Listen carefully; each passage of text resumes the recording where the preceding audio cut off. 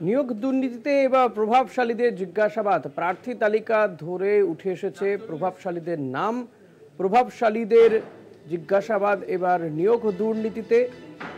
প্রভাবশালীদের এবার জিজ্ঞাসাবাদ করা হবে দাবি সিবিআই এর। বিকাশ ভবন থেকে উদ্ধার হওয়া তালিকায় নাম প্রভাবশালীদের। প্রার্থী তালিকা ধরে উঠে এসেছে প্রভাবশালীদের নাম। নিয়োগ দুর্নীতিতে এবার প্রভাবশালীদের জিজ্ঞাসাবাদ করা হবে দাবি সিবিআই এর। নিয়োগ দুর্নীতিতে এবার প্রভাবশালীদের জিজ্ঞাসাবাদ করা হবে এমনটাই দাবি করছে সিবিআই।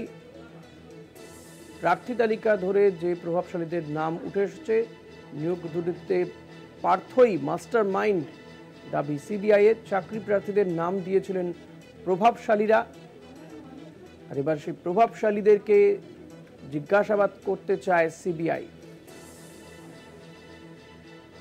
শিক্ষক নিয়োগ দুর্নীতিতে পার্থ চট্টোপাধ্যায় মাস্টার মাইন্ড দাবি সিবিআই এর। প্রভাবশালীদের থেকে নাম পাওয়া গিয়েছিল, সেই নাম প্রভাবশালীরা দিয়েছিলেন।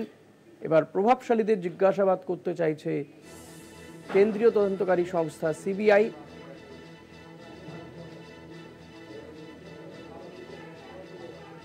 শিক্ষক নিয়োগ দুর্নীতিতে এর আগেও পার্থ চট্টোপাধ্যায় ছাড়াও রাজ্যে একের পর এক শাসক দলের নেতাদের গ্রেপ্তার করা হয়েছিল, যদিও একে একে অনেকেই জামিন পেয়ে গিয়েছেন। আর এবার প্রভাবশালীদের জিজ্ঞাসাবাদ করবে সিবিআই, এমনটাই দাবি তাদের। এই নিয়ে কথা বলবো আমাদের প্রতিনিধি রিয়া মাজির সঙ্গে। রিয়া, কি জানা যাচ্ছে এই যে সিবিআইয়ের দাবি যে তারা এবার প্রভাবশালীদের জিজ্ঞাসাবাদ করবে, কি দাবি করছেন তারা? দেখো, জানিয়ে রাখবো ঋষিতা, যে খবর আমরা করেছিলাম এবং যেই তালিকা আমরা দেখিয়েছিলাম যেখানে একাধিক প্রভাবশালীদের নাম রয়েছিল এবং তারা রেকমেন্ড করেছিল এবং সেই লিস্ট বিচার ভবনের ওয়্যার হাউস থেকে পেয়েছিল সিবিআই, সেই তালিকা আমরা দেখিয়েছিলাম এবং সেখানে একাধিক ব্যক্তির নাম ছিল, যারা রাজনৈতিক ব্যক্তি তাদের নাম ছিল। এবার সেই মামলাতেই কিন্তু মুখ খুলল সিবিআই, কারণ তারা কোর্টে দাঁড়িয়ে এবার বলল সেই রাজনৈতিক ব্যক্তিত্বদের জিজ্ঞাসাবাদ করতে চায় সিবিআই বলে, এমনটাই কিন্তু কোর্টে দাঁড়িয়ে জানালো। যখন পার্থ চট্টোপাধ্যায়ের মামলা চলছিল সেই সামনেই কিন্তু বলা হয় সিবিআই এর তরফ থেকে যে প্রাথমিকে যারা ফেল করেছিল সেরকম 321 জন প্রার্থীর তালিকা তারা পেয়েছিল এবং সেই তালিকা ওয়্যার হাউস, বিকাশ ভবনের ওয়্যার হাউস থেকে তারা পেয়েছিল এবং সেখানে দেখা যাচ্ছে একাধিক নাম রয়েছে, প্রভাবশালীদের নাম রয়েছে এবং সেই প্রভাবশালীদেরকেও জিজ্ঞাসাবাদ করতে এমনটাই কিন্তু তারা দাবি করলেন কোর্টে দাঁড়িয়ে। এবং পাশাপাশি আমাকে জানিয়ে পার্থ চট্টোপাধ্যায় ওএমআর শিট নষ্ট করেছিল, এমনটাই কিন্তু সিবিআই এর তরফ থেকে কোর্টে আজকে প্রথমবারের জন্য, কারণ এর আগে সিবিআই বারংবার বলেছিল যে ওএমআর শিট নষ্ট করা হয়েছিল কোনো এক প্রভাবশালী ব্যক্তির, সেই এই ওএমআর শিট নষ্ট করতে বলেছিল, কিন্তু আজকে প্রথমবার পার্থ চট্টোপাধ্যায় যে ওএমআর শিট নষ্ট করেছিল সেই বিষয়টা কিন্তু খোলসা করলো বা সেই বিষয়টাই কিন্তু বললো কোর্টেতে সিবিআই। এবং পাশাপাশি তোমাকে জানিয়ে রাখবো,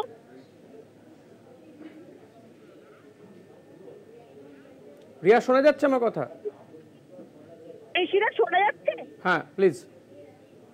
দেখো, পার্থর জামিন বিরোধিতা করে সিবিআই বলেন যে পার্থই মাস্টার মাইন্ড, অর্থাৎ পার্থ চট্টোপাধ্যায় মাস্টার মাইন্ড। তিনি মন্ত্রী থাকার সময় এই গোটা দুর্নীতি হয়েছে বলে এমনটাই কিন্তু সিবিআই এর তরফ থেকে বলা হয়। এর আগে আমরা একাধিকবার দেখেছি এই টেটের মামলাতে বা প্রাইমারি টেটের মামলাতে, যেখানে বারবার সিবিআই এর তরফ থেকে বলা হয়েছে যে প্রভাবশালী যুক্ত রয়েছে, তথ্য দেখিয়ে কোনো জামিনের বিরোধিতা করা হয়েছে সিবিআই এর তরফ থেকে। কিন্তু আজকে প্রকাশ্যে সিবিআই কোর্টে দাঁড়িয়ে তারা বললেন যে ওএমআর শিট নষ্ট করেছিলেন পার্থ চট্টোপাধ্যায় এবং একই সঙ্গে জানালেন যে 321 জনের তালিকা তারা পেয়েছিলেন, সেখানে ওয়্যার হাউস থেকে ভবনে সেখান থেকে পেয়েছিলেন এবং সেখানে একাধিক প্রভাবশালীদের এবং সেই প্রভাবশালীদেরকে তারা জিজ্ঞাসাবাদ করতে চায় এবং সেই কারণের জন্যই তাদেরকে জিজ্ঞাসাবাদ করতে চায়। সেই কারণেই এই যে যেটা চলছে, যে মামলা চলছে তার অগ্রগতি আনার জন্যই মূলত কিন্তু এই ব্যক্তিদের, কারণ আমরা যে লিস্ট দেখিয়েছিলাম ঋষিরা এক্সক্লুসিভলি কলকাতা টিভির পর্দায়,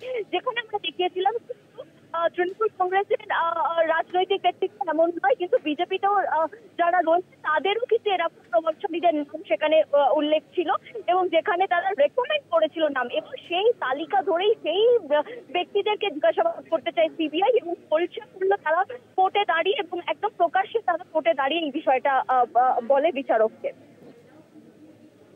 ধন্যবাদ রিয়া, কথা বলছিলাম প্রতিনিধি রিয়া মাঝির সঙ্গে।